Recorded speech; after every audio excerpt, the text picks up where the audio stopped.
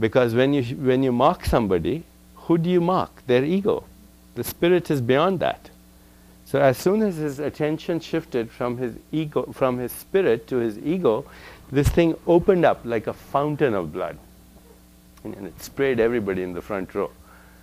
And then he was such an expert that as soon as he recognized what had happened, he immediately let the ego go.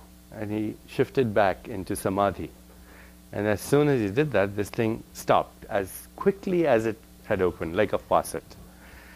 So that's the power of intent, but that intention has to not come from the ego. It has to come from the level of the spirit. It has to come from a place where you have totally and completely, unequivocally relinquished your need for approval. Because the spirit does not need approval. The ego only needs approval. So that was a very important point that Wayne was articulating about being independent of the opinion of others. You know, a couple of years ago, or recently when I was in Australia, I was giving a lecture at the Australian Royal Society, and suddenly somebody in the front row interrupted me, and he said, "This is a fraud, and this is this, and this is that." And I said, "Who are you, sir?" He says, "I'm the president of the Australian Society of Skeptics."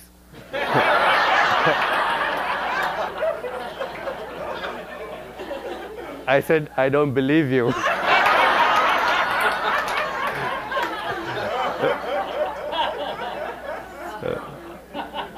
The spirit is beyond the ego, has to go there. And once we start glimpsing that, just once we start glimpsing that, we start to go beyond our ordinary states of consciousness. And what the great Vedantic tradition was saying was that these states of consciousness actually create a certain way that the nervous system functions. And in each state that the nervous system functions, it creates its own physiology and creates its own reality. So you begin to escape from so-called ordinary reality. The so-called ordinary reality, which of course Wayne has been referring to as the tribal mind. It's the motley group of sages and psychotics and geniuses who can escape that tribal mind. And that's happened throughout the ages. You have to escape that tribal mind. And once you escape that tribal mind, then you begin to see that there are states of consciousness which are beyond the ordinary waking and dreaming and sleeping. This concludes Side B. Please fast forward to the end of the tape and go to the next cassette to continue the program.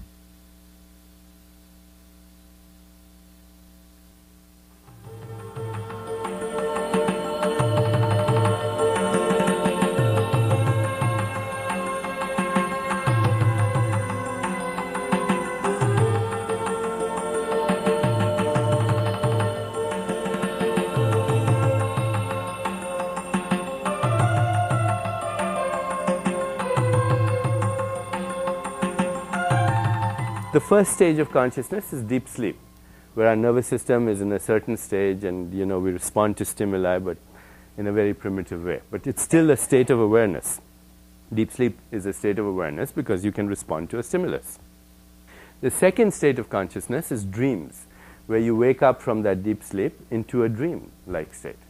And you start having some experience in the dream. There's some repertoire of experience.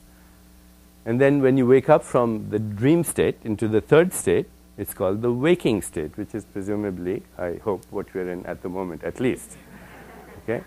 Now we look back on the dream and we think, oh, that was just a dream. It wasn't anything real. It was all in my head. And the Vedantist comes along and he says, so is this, all in your head. Okay? You think that there's an external world out there.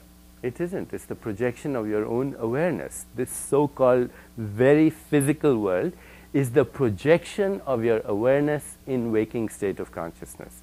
And if you could wake up from this, then it would be as ephemeral, as transient, as temporal as the dream was when you were dreaming. But you woke up from the dream, and then you said, aha, that was a dream. You can wake up from this into the fourth state, which I'll talk to you about in a moment. And then you look back at this and say, aha, waking state, how interesting. Now, people have experienced that now and then in the so-called near-death experience. And, I mentioned this patient of mine that I had many years ago. That one day he was repairing an antenna on the roof of a neighbor, and he touched a wire that he thought was dead, but it had 12,000 volts of electricity in it. So he got electrocuted. The current went through his body, went through his heart, caused ventricular fibrillation, and he died. That's the mechanism of death in electrocution. He fell from the roof 15 feet below to the ground. That's it. But as his luck would have it, he fell at the precise angle, the precise location, the precise amount of impact to defibrillate him. So when I met him, I asked him, what happened, Bob? He said, God called me. Then he quickly changed his mind.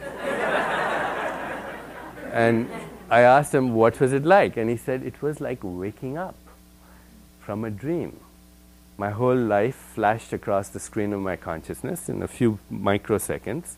And then I went through this tunnel, and you've probably read all this stuff anyway now. There's so much literature. And then I was in the light. And then beyond the light, a new dimension of existence.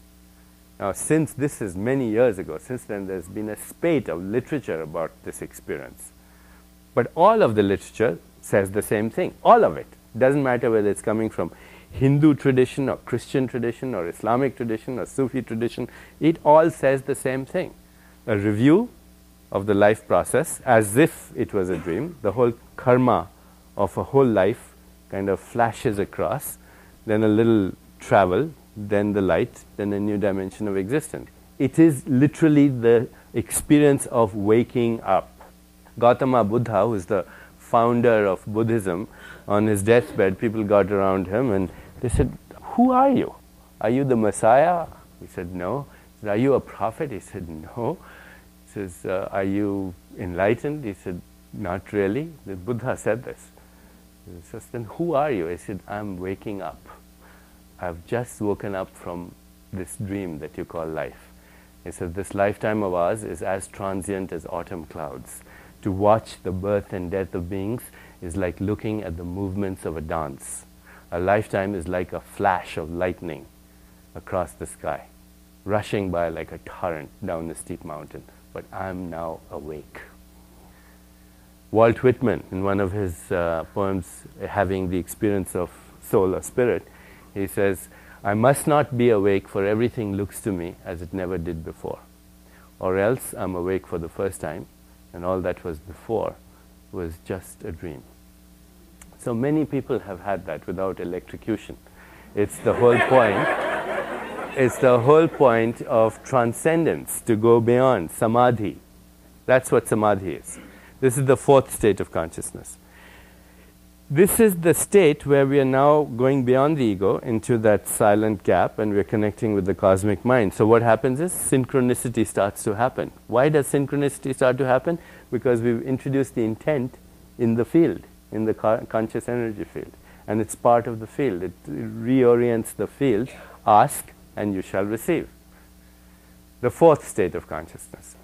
The fifth state of consciousness, which is beyond samadhi, is called cosmic consciousness. Cosmic consciousness, where the brain functions in a completely different way, where you have the simultaneity of being in this world and not of it. In the Gospel of John, he says, I'm in this world and not of it. And the favorite quote of Wayne's that I have loved to quote from the Gospel of John, he says, Christ says, the works that I do, they shall do also, and greater works than these shall they do. Is that the right quote? Even the least among you, greater works than these shall you do. That happens when you are simultaneously operating in both worlds, in the material world and in the spiritual world. That's called cosmic consciousness. It is to have the witness alive and awake in sleeping, dreaming, and wakefulness.